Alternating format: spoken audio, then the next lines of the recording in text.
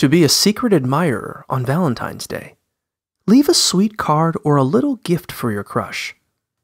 Write a sincere note expressing your feelings about them and sign it, your secret admirer.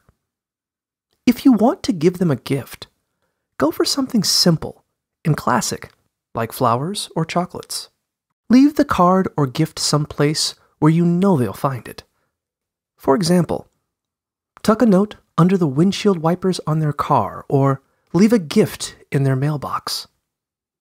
If you want to get a little more creative, set up a scavenger hunt for them with a series of notes containing clues that will lead them to a larger gift, or perform an anonymous act of kindness for them.